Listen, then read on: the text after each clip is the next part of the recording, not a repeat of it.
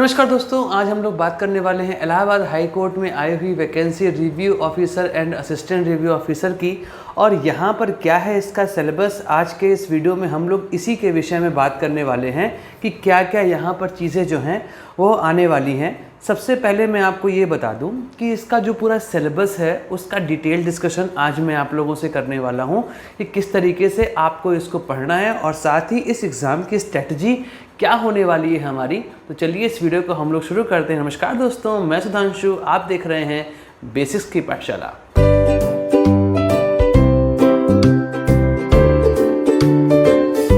सबसे पहले बात कर लेते हैं कि कितने स्टेज में ये हमारा एग्जामिनेशन होने वाला है। तो यहाँ पे साफ दिखा रहा है कि इस एग्जामिनेशन के यहाँ पर 2 स्टेज होने वाले हैं। 2 स्टेज में ये एग्जामिनेशन जो है हमारा वो कंप्लीट होने वाला है और ये 2 स्टेज यहाँ पर होने वाले हैं, स्टेज 1 और स्टेज 2। स्टेज 1 आपका कैसा होगा, तो ये ऑब्जेक्टिव टाइप CBT होगा, मतलब कंप्यूटर बेस्ड टेस्ट होगा। यहाँ पर आपको OMR सीट नहीं मिलेगी, आप कंप्यूटर बेस्ड टेस्ट देंगे जिसमें 200 क्वेश्चन पूछे जाने वाले हैं और 200 मार्क्स के ये पूरे क्वेश्चन होंगे। और इसके लिए आपको समय मिलेगा 3 घंटे का, मतलब 180 मिनट में आपको करने हैं 200 क्वेश्चन। और यहाँ पे सबसे इम्पॉर्टेंट चीज़ ये है कि यहाँ पर नो नेगेटिव मार्किंग है, मतलब जो आप टेस्ट दे रहे हैं उसका कोई नेगेटिव मार्किंग नहीं होगा।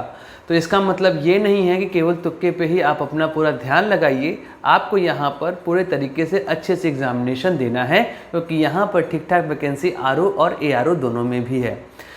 अब बात करते हैं स्टेज 2 की। तो स्टेज 2 का एग्जामिनेशन ये भी आपका कंप्यूटर नॉलेज टेस्ट होगा, मतलब यहाँ पर आपका टाइपिंग होगा। यहाँ पर 50 मार्क्स का होगा आपका ये वाला एग्जामिनेशन, जिस पे 20 मिनट आपको दिया जाएगा। और इसमें आपको इंग्लिश टेक्स्ट दिए जाएंगे जो कि अप्रॉक्सीमेटली 500 वर्ड के होंगे।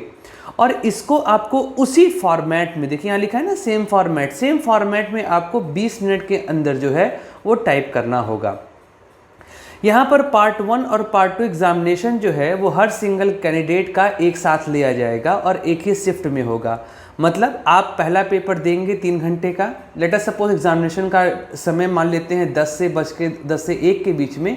उसके बाद 15 मिनट का आपको गैप दिया जाएगा और फिर 15 मिनट के गैप के बाद आपका बाकी जो एग्जामिनेशन है वो यहाँ पर लिया जाएगा, मतलब 20 मिनट का आपको टाइपिंग टेस्ट यहाँ पर देना है। ठीक है।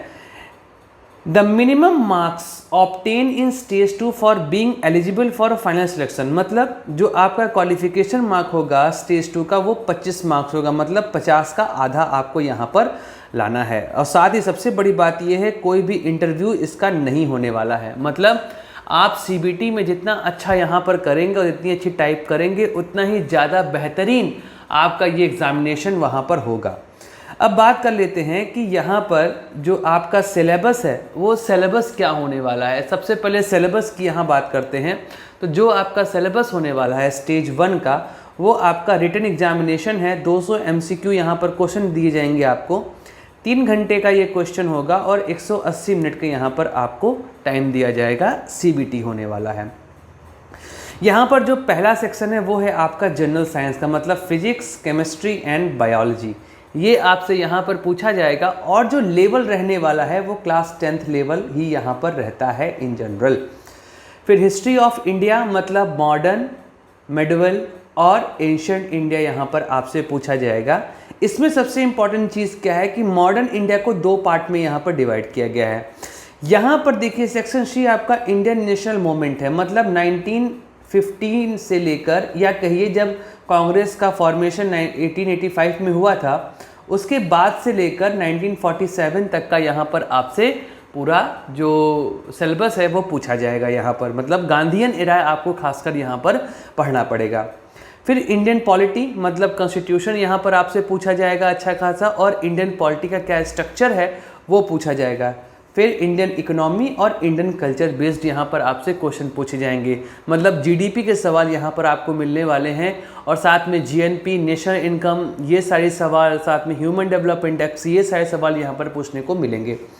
कल्चर की बात करें तो इंडिया के डांस, इंडिया के लैंग्वेज, इंडिया के डिफरेंट आर्ट फॉर्म्स, इन सब पे यहाँ पर सवाल पूछे जाएंगे।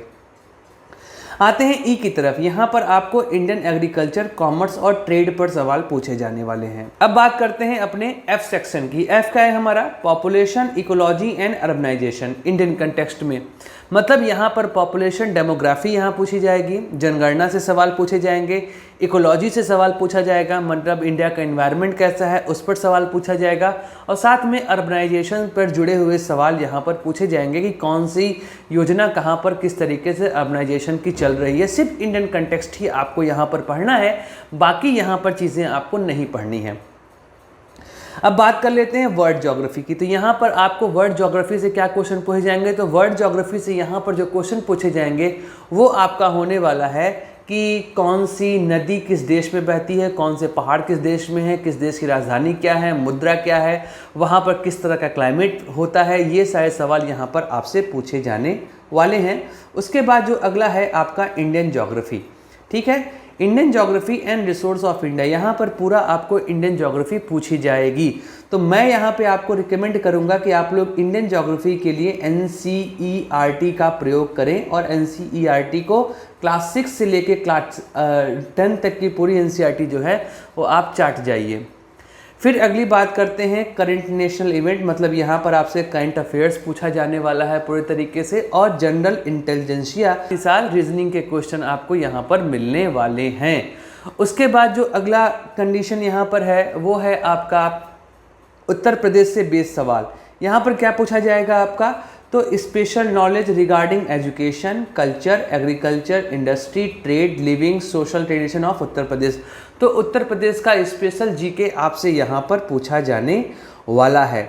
साथ में ही आपके पास तो ग्रेजुएशन लेवल का आपको जनरल इंग्लिश और जनरल हिंदी जो है वो यहाँ पर आपको आना चाहिए। साथ ही साथ एलिमेंट्री नॉलेज ऑफ कंप्यूटर आपको यहाँ पर होना चाहिए, क्योंकि आपको पता है कि यहाँ पर CCC या कंप्यूटर से जुड़ा हुआ किसी तरह का डिप्लोमा यहाँ पर आपसे मांगा गया है।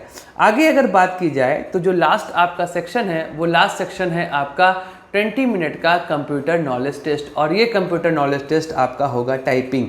तो टोटल जो ये 200 नंबर का सवाल होगा आपका फर्स्ट वाला, और जो सेकंड आपका होगा वो होगा आपका 50। टोटल आपका जो मार्क्स होगा वो यहाँ पर 250 मार्क्स का सवाल आपसे यहाँ पर पूछा जाएगा, जो यहाँ पर आपको दिखाई दे रहा है।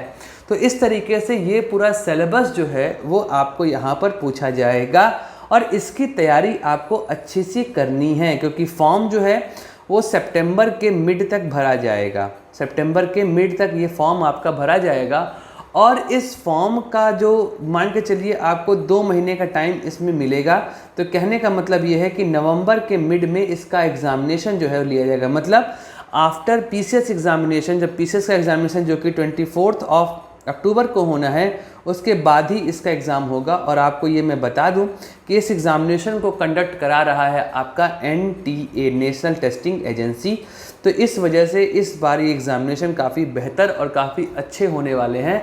तो इसका जम के तैयारी आप लोगों को करना ज़रूरी है। सिलेबस कमोबेश वही है जो हर एग्ज़ामिनेशन में यहाँ पर रहता है, उस सिलेबस में किसी भी तरह का कोई चेंज नहीं है। और यहाँ पर मैं आपको ये भी बता दूँ कि यूपी ट्रिपल एस सी पेट की तैयारी आप लोगों ने की है, वहाँ पर आपने ये सारी चीज़ें पढ़ी होंगी। साथ ही साथ यहाँ पर मैं आपको बता दूँ कि लेखपाल के लिए भी आपको यही सब पढ़ना है। केवल एक सेक्शन अगर वहाँ पर ऐड किया जाए ग्रामीण वाला, उसको छोड़कर बाकी सभी चीज़ें आपको यहाँ पर लेखपाल के लिए भी पढ़ाई करनी है।